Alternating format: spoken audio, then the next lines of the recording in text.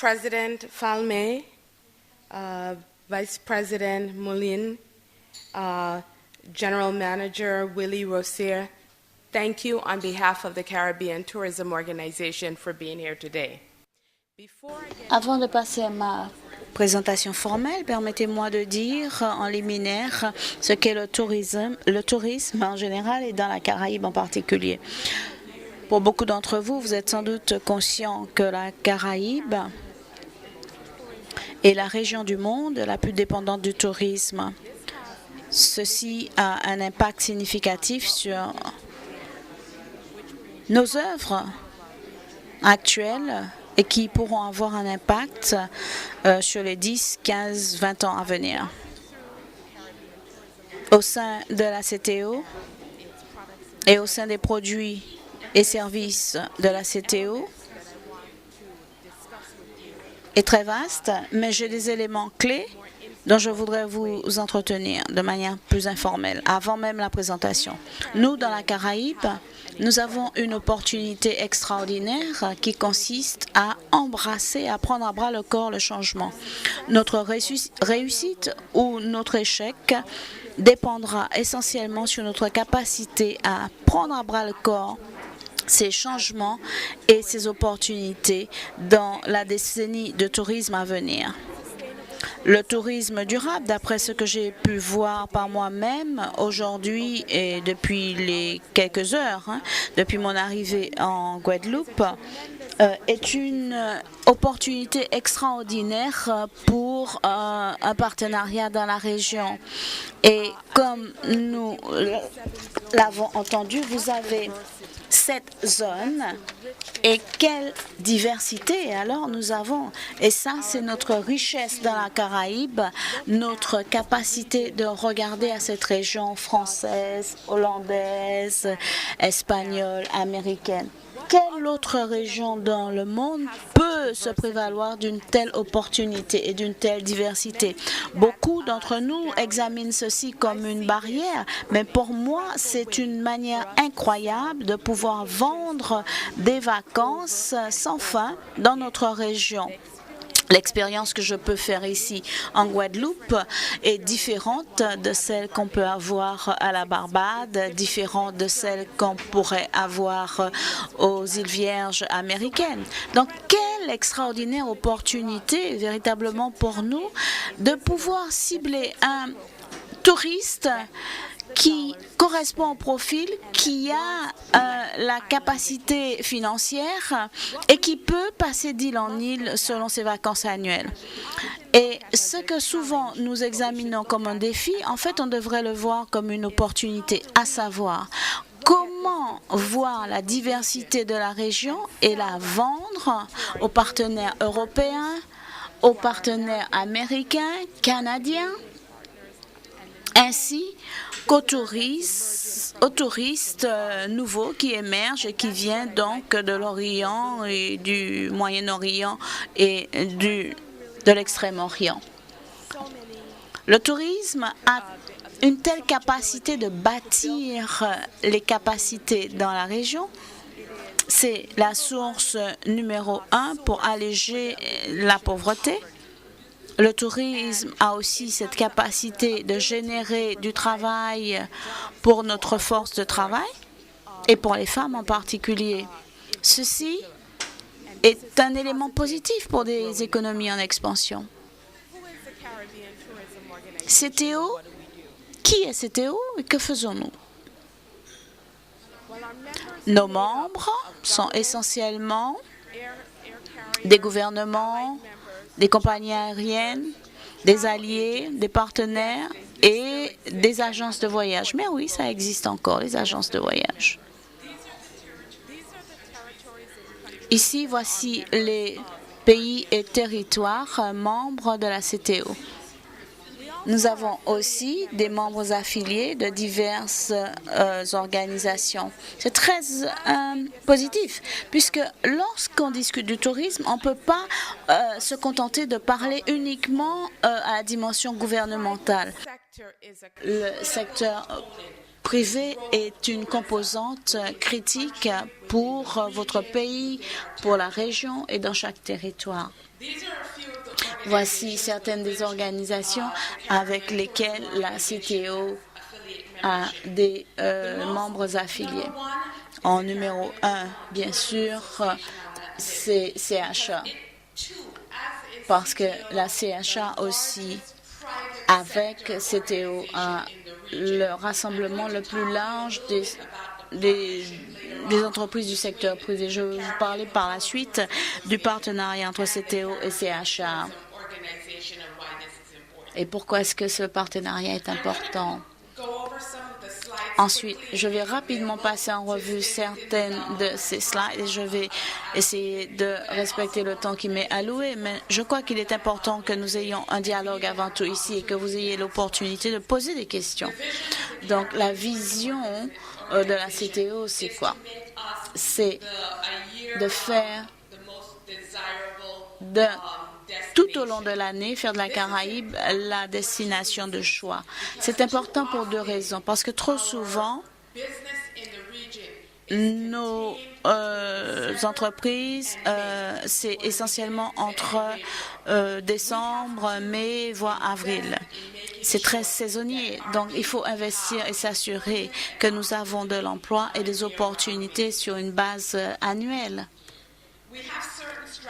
Nous avons certaines stratégies que la CTO a mis en place pour notre mission qui est de faire de la Caraïbe la destination la plus désirable d'ici 2017. Nous avons des alliances stratégiques et ici c'est juste pour vous donner des idées de la structure de notre CTO. Donc, tout en haut, vous avez les ministres et le conseil que je préside. Vous avez un conseil avec les directeurs. Ils sont essentiels. Ce sont les parties techniques. Ce sont ceux qui font le travail technique au jour le jour, qui ont le plus d'informations. Et ensuite, bien sûr, il y a le secrétariat général et la mise en place des stratégies. J'ai rencontré un statisticien ce matin, très brièvement, et je crois qu'il va mesurer tout ce que je dis et quantifier cela. Donc, il faut que je fasse très attention à mes chiffres. Donc, les recherches et les demandes à ce niveau-là sont essentielles pour notre croissance. On ne peut pas fonctionner du point de vue produit touristique sur la base de nos émotions, mais sur des faits. Et les faits sont liés à l'impact économique du tourisme dans notre région. Donc, récemment, un petit peu plus tôt dans la semaine, à Bruxelles, une des choses qu'on examinait au niveau de la CTO était quelles sont les sources de financement pour les programmes essentiels qui nous permettent en tant que région de faire croître notre capacité et nos produits.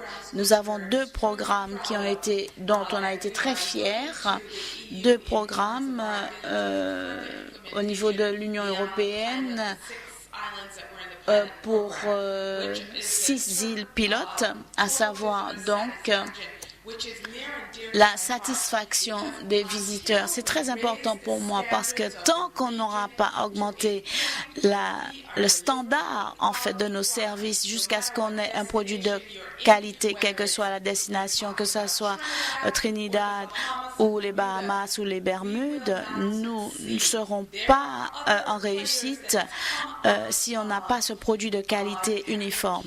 Il y a d'autres problèmes. Il y a d'autres personnes depuis 10 ans qui sont des compétiteurs et qui font mieux que nous. Et il faut véritablement faire attention à ces choses, ces affaires de qualité dans la région. Donc, mettre en place des normes qui sont uniformes, quand l'on parle de la Caraïbe du Sud, de la Caraïbe de l'Est, de la Caraïbe du Nord, français, néerlandais, espagnol, anglophone, toute la Caraïbe uniformément standardisée. L'autre composante importante, c'est les comptes satellitaires du tourisme. Et ça, c'est notre capacité à mesurer. Il n'est pas important simplement de mettre en marché. Il faut aussi mesurer son succès. Et les retours sur investissement sont essentiels pour notre capacité de véritablement quantifier et qualifier les dollars que nous investissons dans le produit touristique. Absolument, nous voulons nous assurer que nos membres sont totalement impliqués en tant que corps constitué dans ce processus. Donc, avoir un programme, par exemple, comme l'expansion de l'hospitalité des services d'accueil sont très importants pour nous et c'est critique pour la région. Un des domaines pour lesquels on a beaucoup d'attention et d'ailleurs, c'est pour cela que je suis là à utiliser un interprète, c'est la nécessité de développer la connaissance linguistique mutuelle dans la région. De plus en plus, nos clients ne parlent pas la langue usitée dans la destination visitée. Donc, nos populations doivent être formées à communiquer si nous devons véritablement attirer ces touristes nouveaux et qui ont plus d'argent. Il faut aussi regarder dans la boîte parce que les gens ne cherchent plus les 3 S dans leurs vacances et le tourisme médical, le tourisme de bien-être, le tourisme sportif, l'écotourisme, toutes ces niches, je crois, sont tout à fait convenables pour nous en Guadeloupe et pour la région. Et il faut véritablement se saisir de ces opportunités et maximiser nos capacités à accroître l'impact économique, à aller au-delà des 3 S recherchés par tradition par le tourisme de la Caraïbe.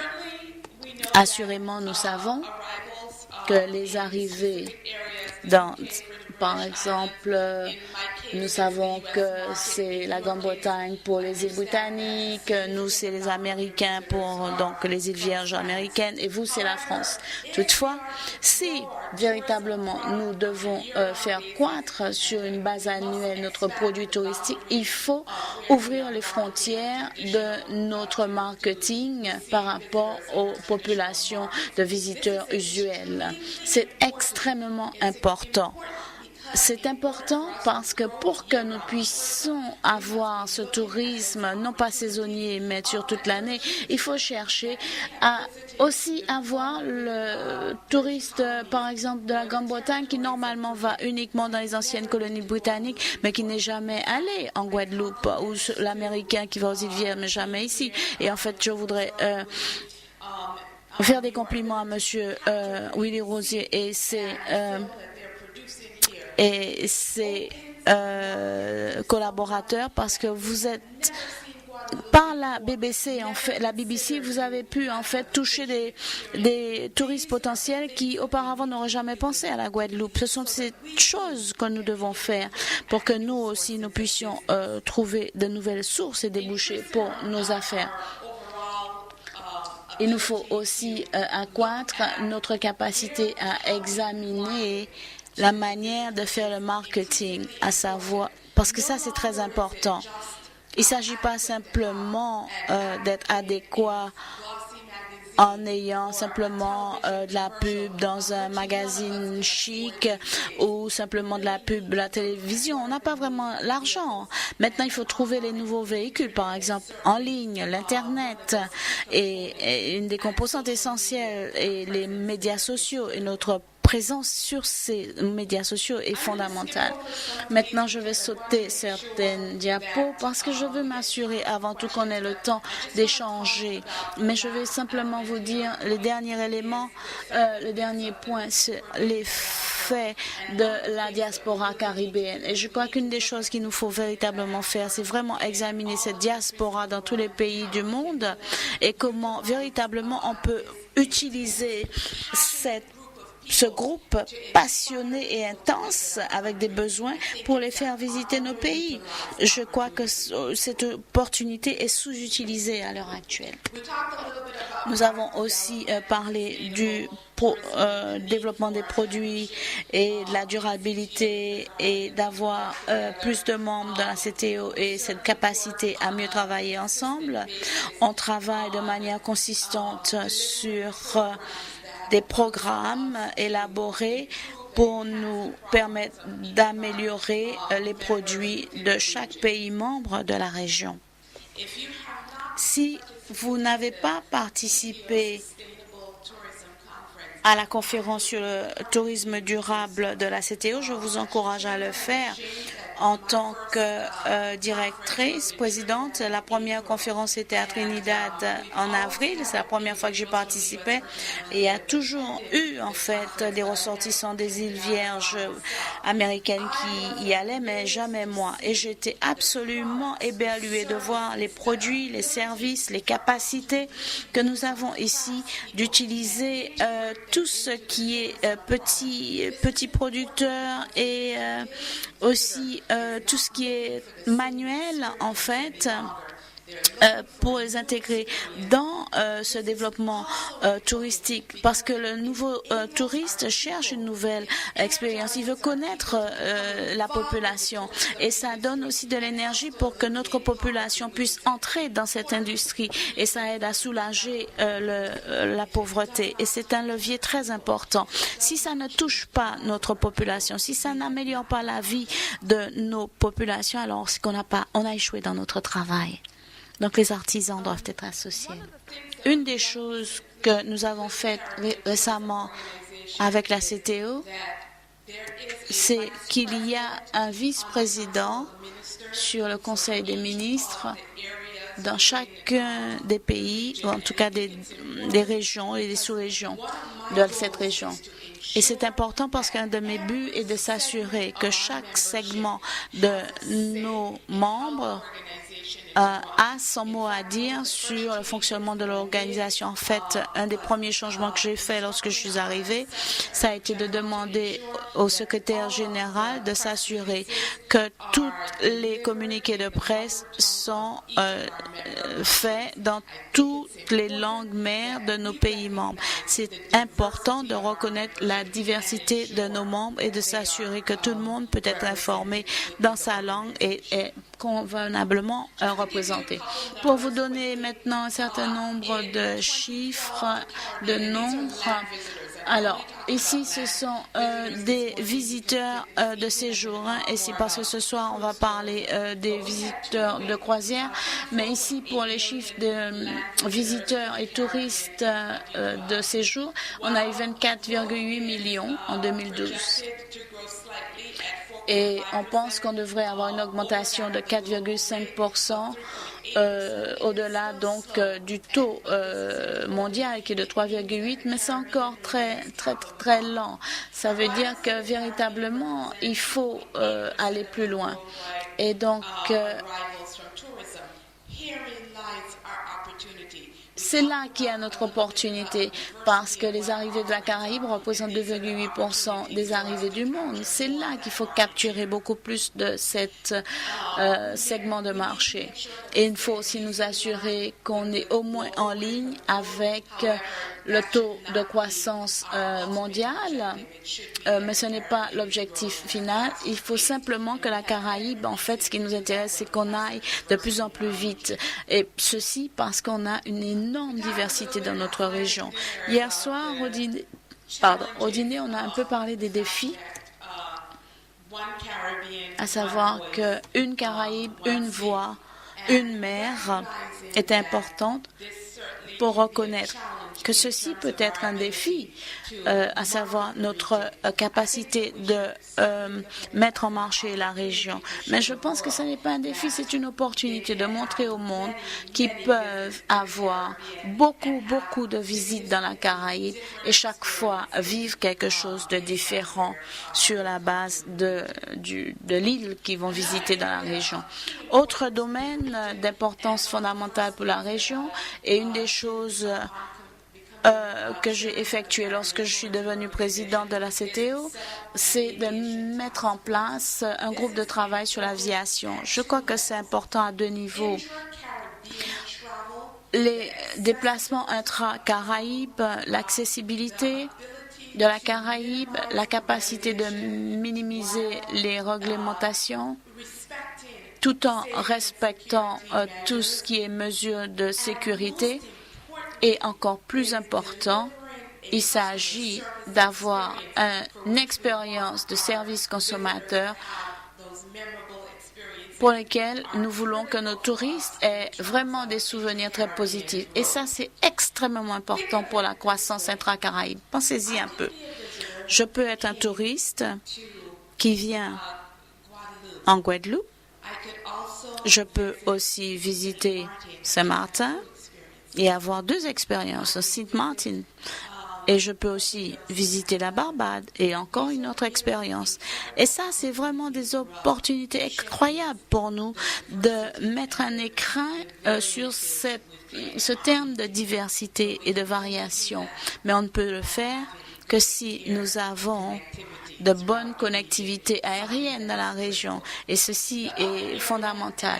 L'autre domaine, et je crois que notre conférence d'octobre va s'y pencher sérieusement, c'est le développement des services aériens de l'Amérique du Nord vers la Caraïbe. C'est vraiment une composante fondamentale de notre capacité de faire croître notre marché, qui est fondamentale pour beaucoup de nos membres, mais pour l'instant, il n'y a pas encore de services hebdomadaires ou quotidiens. Quelquefois, ils ne sont pas desservis du tout.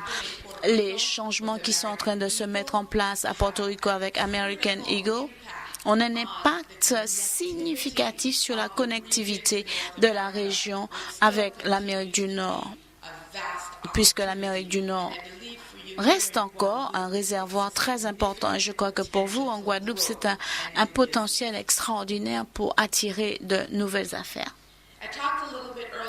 Un petit peu plus tôt, je vous ai parlé de la satisfaction du visiteur.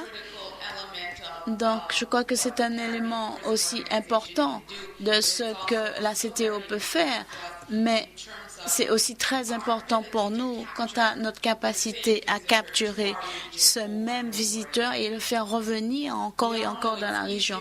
Nous savons qu'il est plus facile d'avoir quelqu'un qui revient dans la région que d'avoir un nouveau.